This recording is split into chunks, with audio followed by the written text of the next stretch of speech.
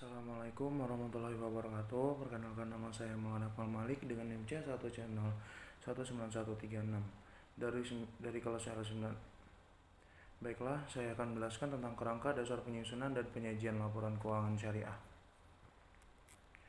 Tujuan kerangka dasar ini adalah untuk sebagai acuan bagi yang pertama, penyusunan standar akuntansi keuangan syariah dalam pelaksanaan tugasnya.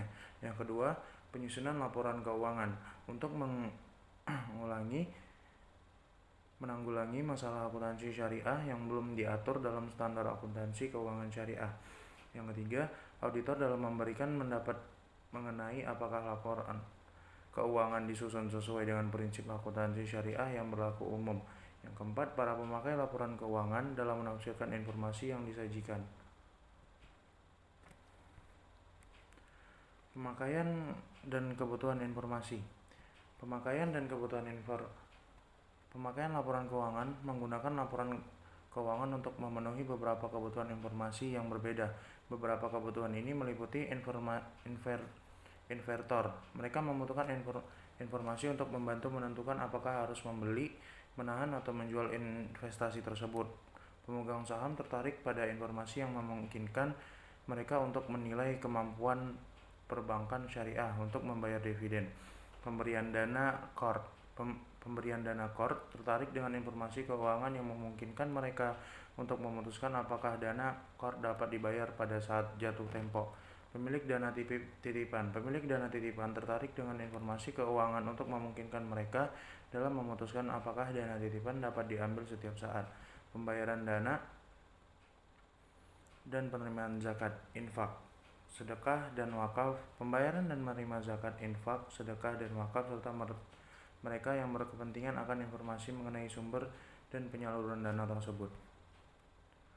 Karyawan, mereka tertarik pada informasi yang mengenai stabilitas dan probabilitas perbankan syariah. Mereka juga tertarik pada informasi yang memungkinkan mereka untuk menilai kemampuan perbankan syariah dalam memberikan balas jasa, manfaat pensiun, dan kesempatan kerja. Pemasok dan mitra usaha lainnya tertarik dengan informasi yang memungkinkan mereka untuk memutuskan apakah jumlah yang terhutang akan dibayar pada saat jatuh tempo. Mitra usaha berkepentingan pada perbankan syariah dalam tanggung jawab waktu yang lebih pendek daripada pemberian pinjaman core, kecuali kalau sebagai pelanggan utama mereka tergantung pada kelangsungan hidup perbankan syariah.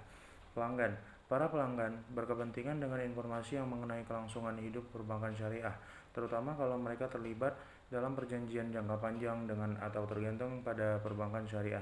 Aktivitas perbankan syariah, mereka juga membutuhkan informasi untuk mengatur aktivitas perbankan syariah, menetapkan kebijakan pajak, dan sebagai dasar untuk menyusun statistik pendataan nasional dan statistik lainnya.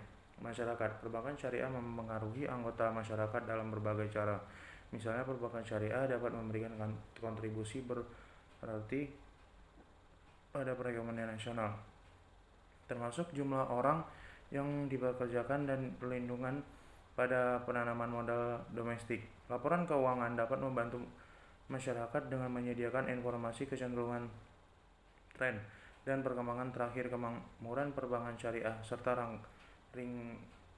rangkaian aktivitasnya. Paradigma transaksi syariah. Transaksi syariah yang dimaksud adalah transaksi yang dilakukan berdasarkan prinsip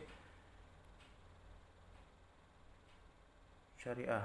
Transaksi syariah berdasarkan pada paradigma dasar bahwa alam semesta dicipta oleh Tuhan sebagai amanah atau kepercayaan ilahi dan sarana kebahagiaan hidup bagi seluruh umat manusia untuk menjadi kesejahteraan hakiki secara material dan spiritual.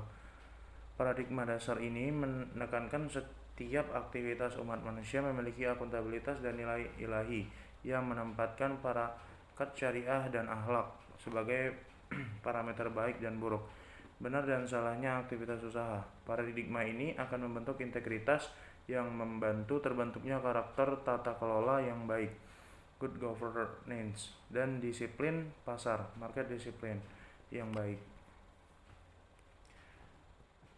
Aset transaksi syariah. Aset transaksi syariah ada 5. Yang pertama, persaudaraan. Esensinya merupakan nilai universal yang menata interaksi sosial dan harmonisasi kepentingan para pihak untuk kemanfaatan secara umum dengan semangat saling tolong-menolong. Transaksi syariah menjunjung tinggi nilai kebersamaan dalam memperoleh manfaat atau sharing ekonomik, sehingga seseorang tidak dapat mendapat keuntungan di atas kerugian orang lain.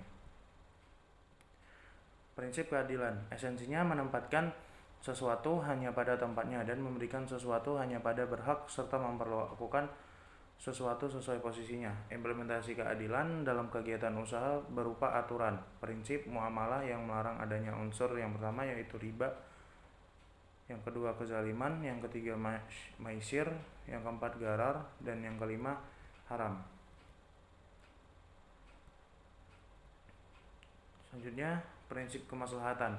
Esensinya merupakan segala bentuk kebaikan dan manfaat berdimensi duniawi dan ukhrawi, material dan spiritual, serta individual dan kolektif. Kemaslahatan yang diakui harus memenuhi dua unsur, yaitu kepatuhan syariah serta bermanfaat dan membawa kebaikan dalam semua aspek secara keseluruhan yang tidak menimbulkan kemudaratan. Prinsip universalisme. Esensinya dapat dilakukan oleh dengan dan untuk semua pihak yang berkepentingan tanpa membedakan suku, agama, ras, dan golongan sesuai dengan kerahmatan semesta atau rahmatan lil alamin. Transaksi syariah terkait dengan nilai-nilai etis meliputi aktivitas sektor keuangan dan sektor real yang dilakukan secara koheren tanpa dikotomi, sehingga keberadaan dan nilai uang merupakan cerminan aktivitas investasi dan perdagangan.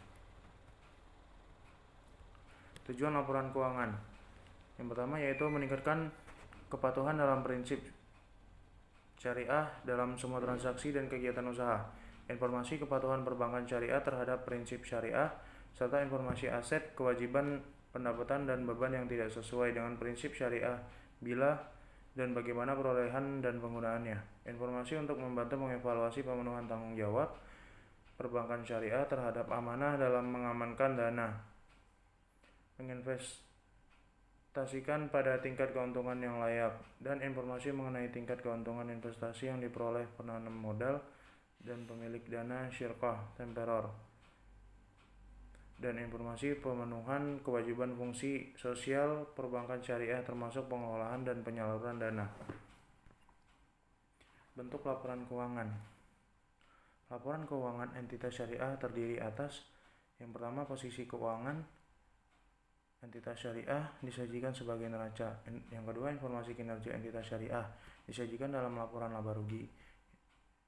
Yang ketiga, informasi perubahan posisi keuangan entitas syariah. Yang keempat, informasi lain seperti laporan penjelasan tentang pemenuhan fungsi sosial entitas syariah. Yang kelima, catatan dan skedul tambahan merupakan penampung dari informasi tambahan yang relevan, termasuk pengungkapan tentang risiko dan ketidakpastian. Asumsi dasar laporan keuangan. Dasar akural untuk mencapai tujuan. Laporan keuangan disusun atas dasar akural. Dengan dasar ini, pengaruh transaksi dan peristiwa lain diakui pada saat kejadian dan bukan pada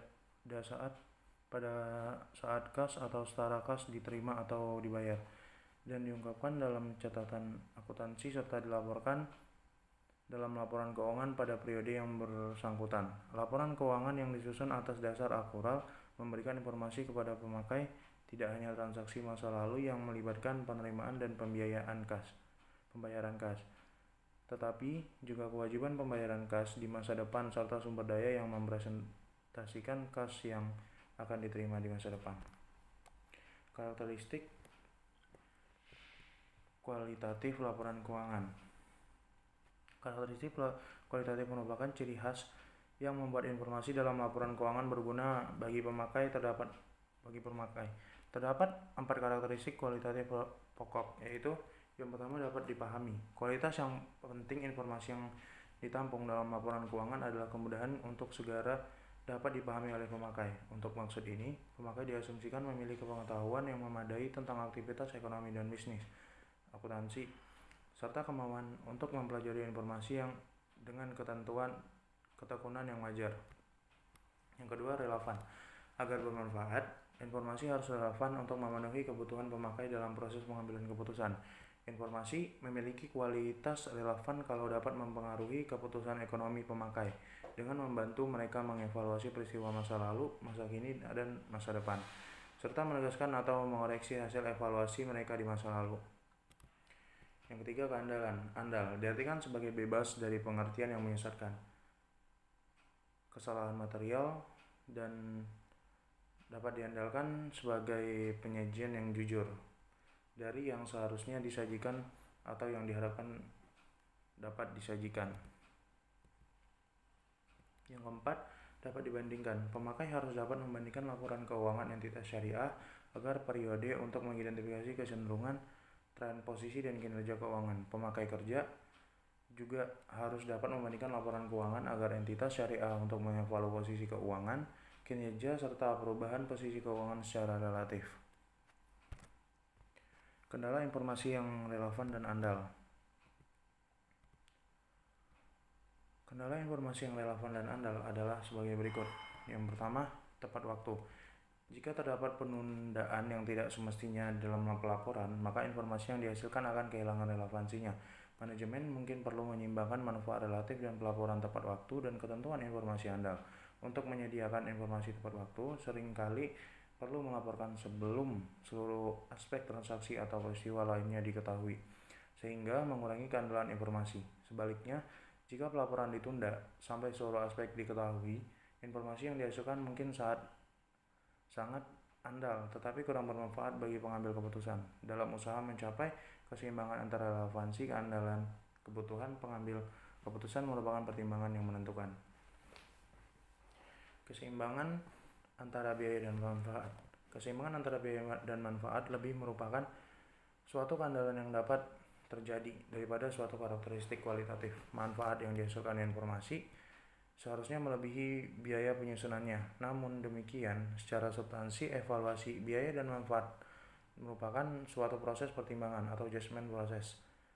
Biaya tidak harus dipukul oleh yang menikmati manfaat. Manfaat mungkin juga dinikmati oleh pemakai lain.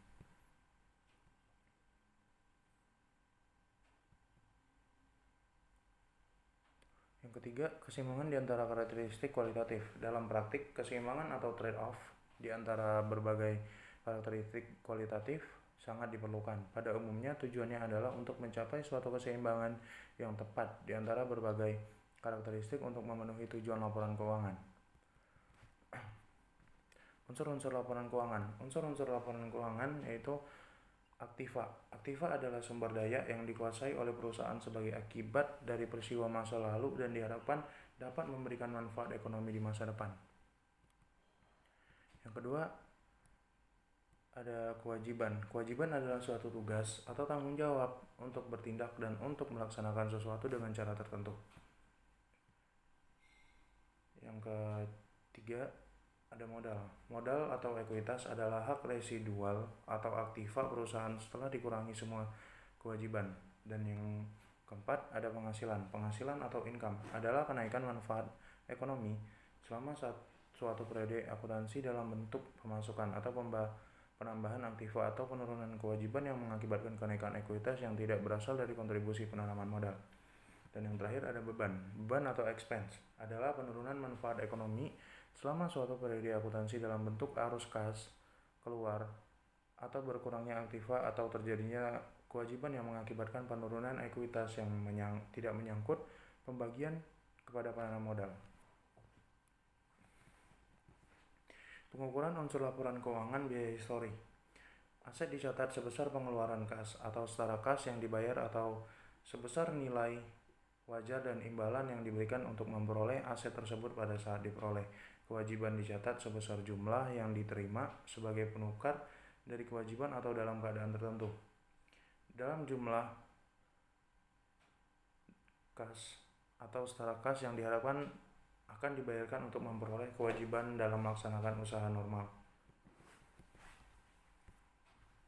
Biaya kini atau current cost. Aset dinilai dalam jumlah kas atau setara kas yang seharusnya dibayar bila aset yang sama atau setara aset diperoleh sekarang. Kewajiban dinyatakan dalam jumlah kas atau setara kas yang tidak dikontrakkan yang mungkin akan diperlukan untuk menyelesaikan kewajiban sekarang. Nilai relasi atau penyelesaian. Aset dinyatakan dalam jumlah kas atau setara kas yang dapat diperoleh sekarang dengan menjual aset dalam pelepasan normal. Kewajiban dinyatakan sebesar nilai penyelesaian, yaitu jumlah kas atau setara kas yang tidak didiskontakkan ke nilai sekarang yang diharapkan akan dibayarkan untuk memenuhi kewajiban dalam pelaksanaan usaha normal. Nilai sekarang atau present value. Aset dinyatakan sebesar arus kas masuk bersih di masa depan yang dikontokkan ke nilai sekarang dari pos yang diharapkan dapat memberikan hasil dalam melaksanakan usaha normal. Kewajiban dinyatakan sebesar arus kas bersih di masa depan yang didiskontakkan nilai ke nilai sekarang yang diharapkan akan diperlukan untuk menyelesaikan kewajiban dalam pelaksanaan usaha normal. Laporan keuangan syariah. Pernyataan ini bertujuan untuk mengatur penyajian dan pengungkapan laporan keuangan untuk tujuan umum atau general proses financial statement untuk entitas syariah yang selanjutnya disebut laporan keuangan agar dapat dibandingkan baik dengan laporan keuangan entitas syariah periode sebelumnya maupun dengan laporan keuangan entitas syariah lain. Pengakuan, pengukuran, penyajian, dan pengungkapan transaksi dan peristiwa tertentu diatur dalam PSAK terkait laporan keuangan. Penyajian informasi mengenai entitas syariah yang meliputi aset, kewajiban, dana syirkah, temporor, ekuitas, pendapatan dan beban termasuk keuntungan dan kerugian, arus kas, dana zakat, dan kebajikan. Baiklah, sekian dari saya, hanya itu yang dapat saya sampaikan. Lebih kurangnya saya minta maaf bila ada kesalahan. Wabillahi taufiq wal hidayah. Wassalamualaikum warahmatullahi wabarakatuh.